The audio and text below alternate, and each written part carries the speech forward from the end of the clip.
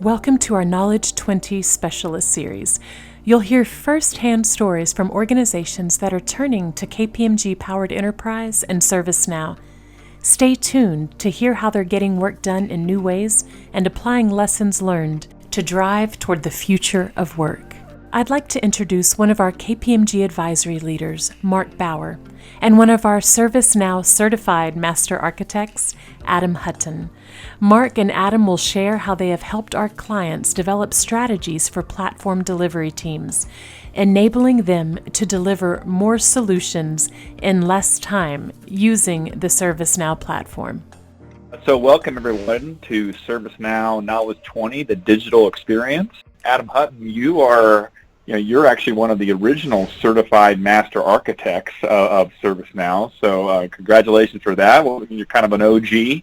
I got a bunch of topics to explore with you today, but to set the stage, can you tell us a little about your background and specifically your experience in the platform? And I'm curious to kind of understand, what are the big picture questions, challenges that clients were dealing with like 2 years ago compared with those questions, challenges that they're facing today? Thank you, Mark, and thanks for having me as part of the podcast. I've been working on the ServiceNow platform since about 2011 when we actually started our alliance. I've been to many knowledges since. I won't give a number, but it's been quite a few. 2 years ago, clients were really looking at how can they tackle ServiceNow as a platform, but primarily in the context of solving specific IT operational challenges. So even though the ServiceNow platform for years has kind of grown far beyond ITSM was really the mainstay of those conversations. So how do we tackle IT service management, service delivery, event management, IT operations, things like discovery? Those were still at the forefront of questions as they would come up from different clients and ServiceNow's customers. That's changed in the past couple of years, and as we've kind of looked at ServiceNow as more of a strategic platform on which to run business operations and deliver different business processes, the conversations has shifted quite a bit. Also, we've expanded into the middle and the front office. So when we talk about things like GRC, when we talk about customer service management, we're really moving toward the front office experience. So questions come up around what's the right architecture, what are the different rules to apply, and then how do I expand the platform? So how do I kind of move beyond that traditional ITSM focus and move into those other areas, even custom applications, and move into those areas? How do I jump into them safely? How do I know if my instance strategy is correct? How many production environments do I need? How do I tie these back to my service delivery? A lot of kind of broader picture conversations are coming up. And one thing that I wanted to kind of touch on is the architecture. I know that you've been working with a couple clients that have multiple production instances. And I think in some cases, they're trying to get their arms around that and try to reduce that. I know one of your clients is a global organization. They got multiple. They're trying to rein these things in. How do they get to where they are now, and what's the kind of process to kind of scale that back? Yeah, so kind of where a lot of organizations have gotten to today, especially global clients with often with multiple IT organizations or multiple software delivery budgets, they've come into a place where they've got multiple ServiceNow production environments, like you said, and those multiple production environments are oftentimes they're serving different purposes. Occasionally they're overlapping completely. So occasionally we run into clients that are running multiple ITSM suites in production, but oftentimes they're serving a particular need or a particular application that was deployed at a given time. So, for example, oftentimes some of our clients will deploy HR service delivery, and they'll do that in the context of an HR IT budget, and with an agenda of delivering HRSD in a certain timeline. And then we'll come in later, and we find that ITSM has been deployed, HR has been deployed, and then that kind of multiplies around the world as global organizations may deploy that in different regions based on their HR delivery centers or IT delivery centers.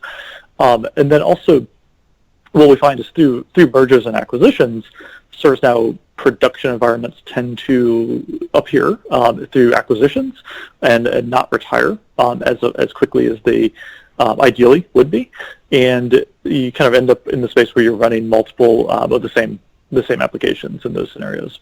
It gets more complex when you're an organization that continually does onboarding and offboarding of M&As, and then also if you're a franchise, those kind of change a little bit.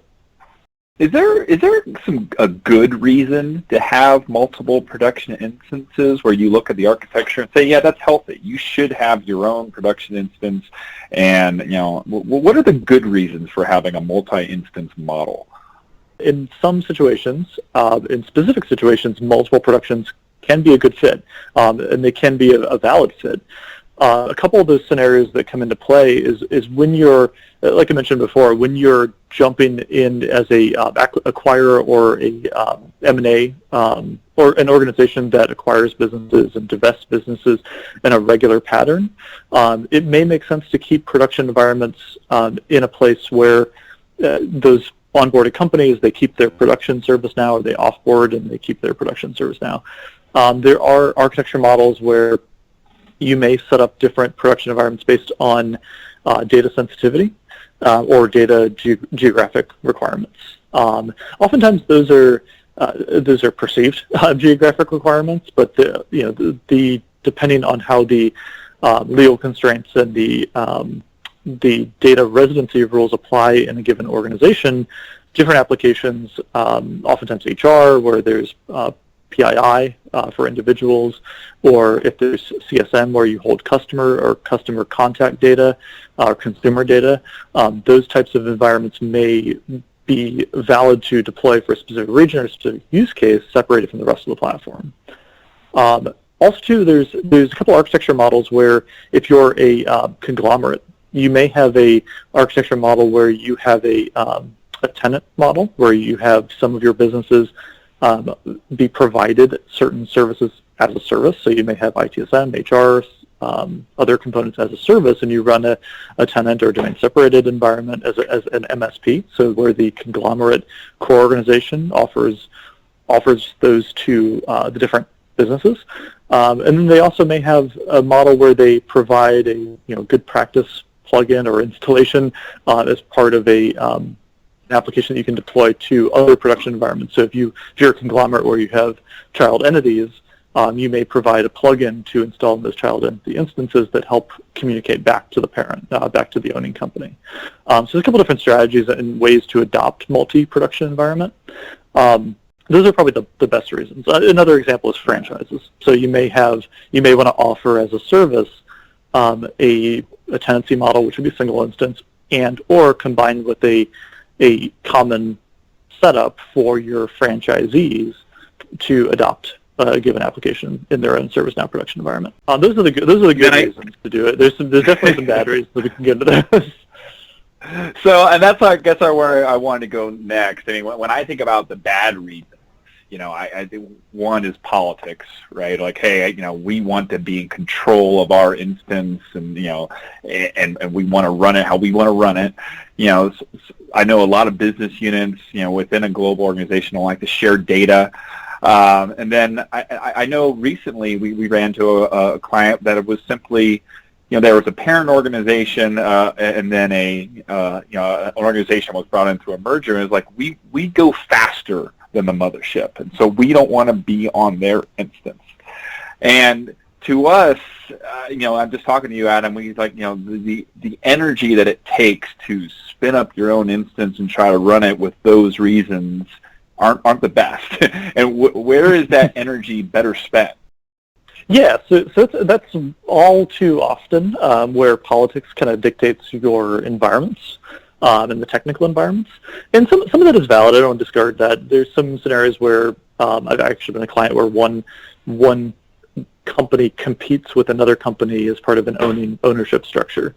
And that's somewhat political, but it's also legitimate. The competitive nature required separate data sets. However, oftentimes there's a like you said, there's a scenario where I don't want this group to see my data. Well, why? What happens if they do? Especially in ITSM data, right?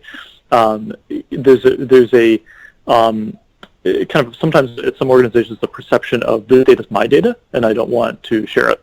And that's in some respects, and in things like GRC and compliance and control data, that may be more relevant, but in things like support data, you're looking at a single view of a customer, that lack of sharing actually can inhibit your process execution, and sometimes pretty significantly. Things around automated testing, deployment pipelines, pretty strong development lifecycle, requirements analysis, and ensure you're building and producing the right things as part of those development sprints. There's a lot of things you need to do really well in your development methodology to do things, to deploy code on a weekly or biweekly or daily basis. And if that organization is doing those, awesome.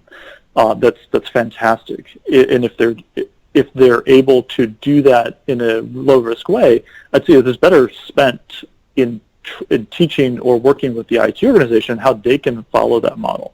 How can IT adopt some of the automated testing practices that make DevOps possible? Building things like like ATF test suite coverage, or in Orlando, there's hooks in the flow designer for actually moving code out and do it through a DevOps pipeline and automating that in your flow. In some of those scenarios, especially custom applications in the early stages, there's kind of let's deploy fast and fail fast. But as those apps get more mature and the business relies on them more, there's reasons for all those components, making sure you don't introduce defects into production, making sure you don't break other things as you deploy.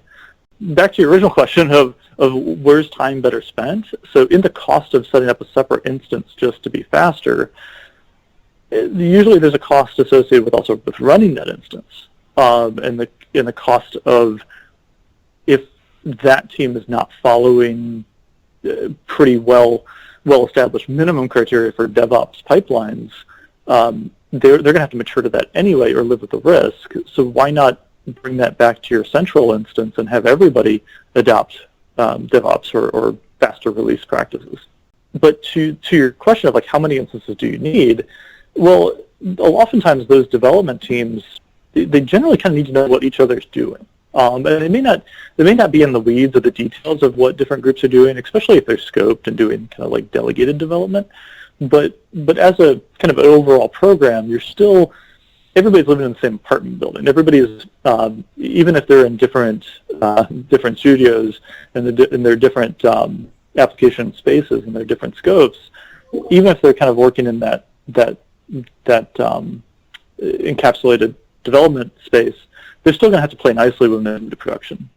So then you kind of come into a scenario where, what level of developer have to work in each environment? So how do I structure my dev team so that folks know, or my dev teams, excuse me, and in your example, you have multiple dev teams. How do I structure them so that they're communicating back and forth as to who's doing what's being evaluated as a new feature for the platform?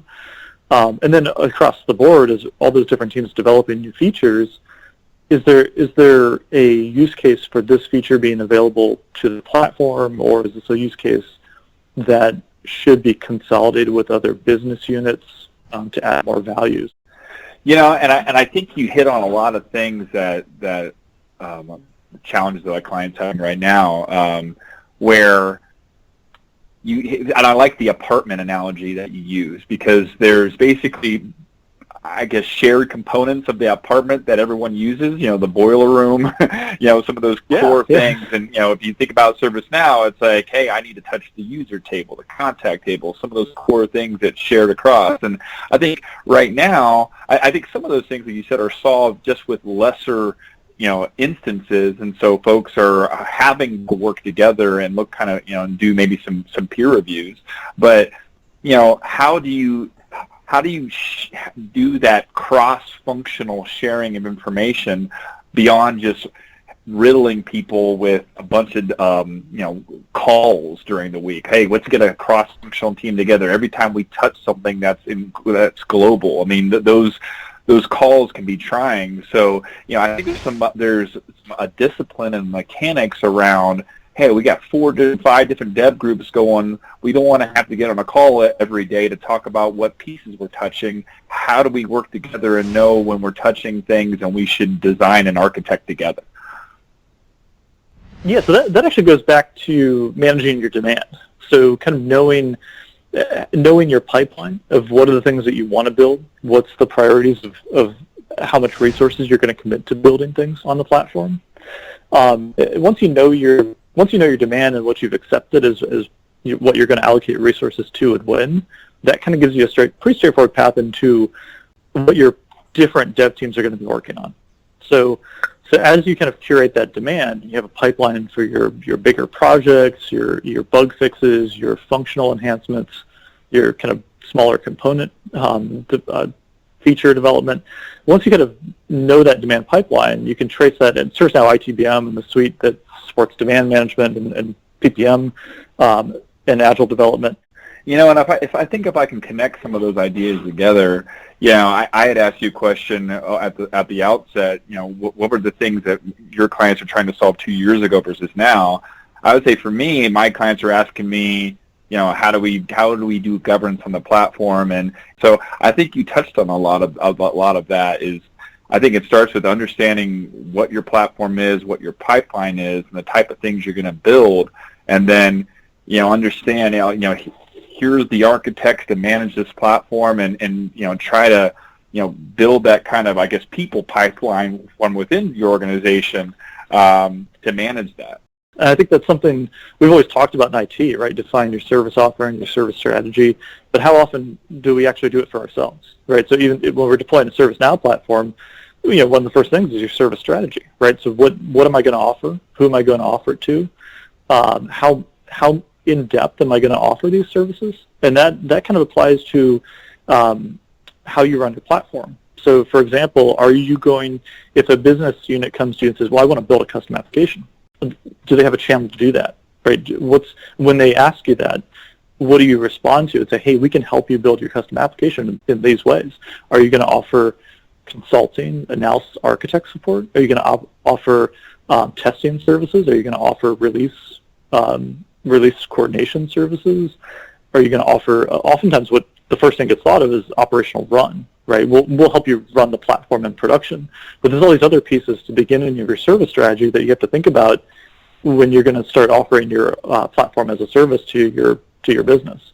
And all of those things really should get defined out just like we would any other IT service.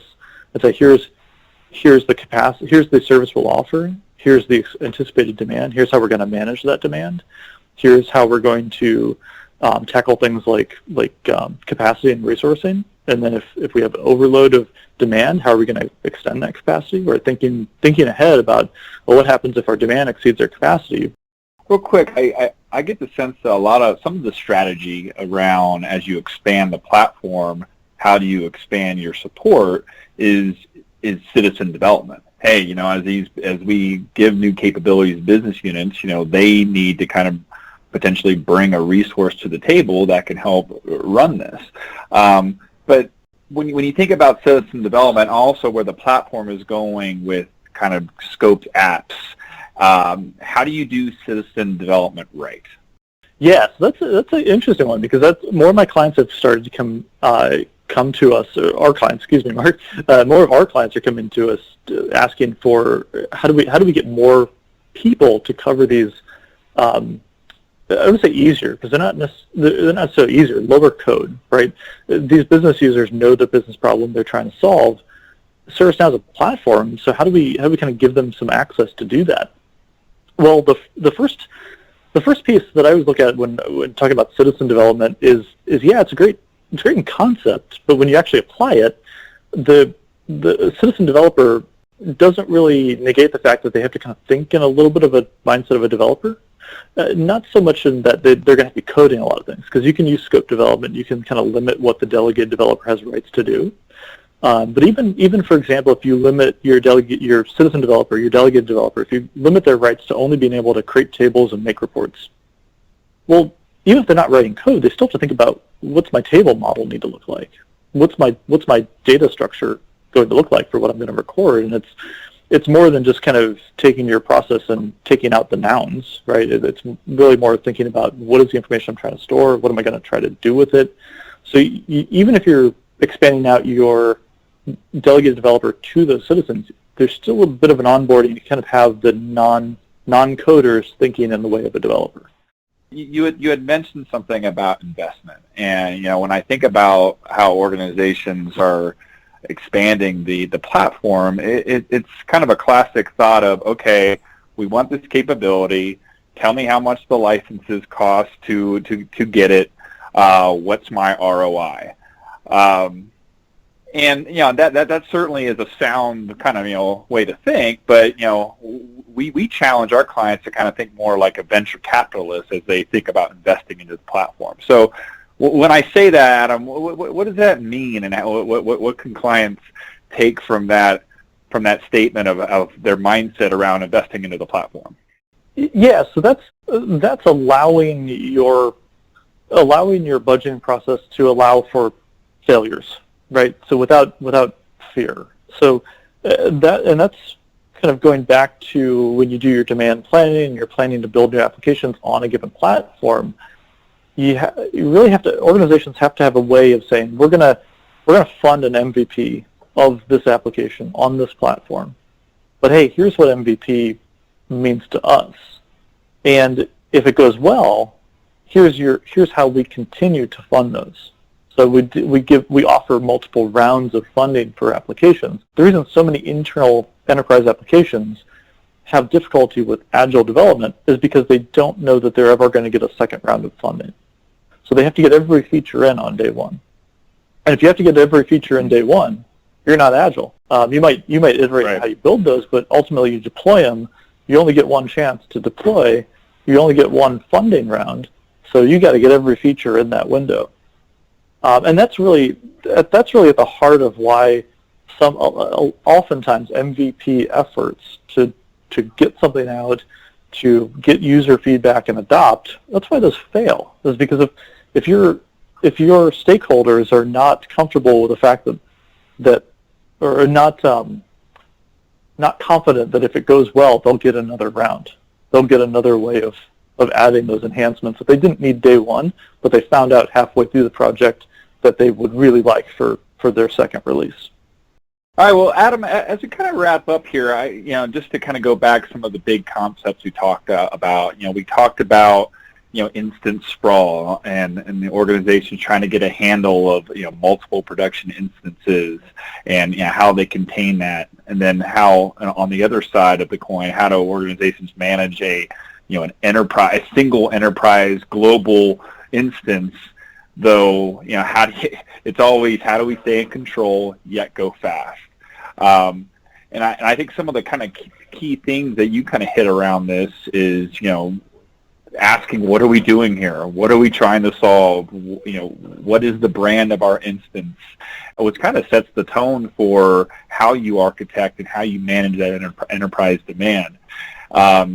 Is it any kind of key takeaways leave with the folks as we start to wrap up? Is, hey, we got buy-in. We know this is a strategic platform of ours. We're going to take on more enterprise challenges. What are some takeaways folks should think about as they continue to scale up their capabilities?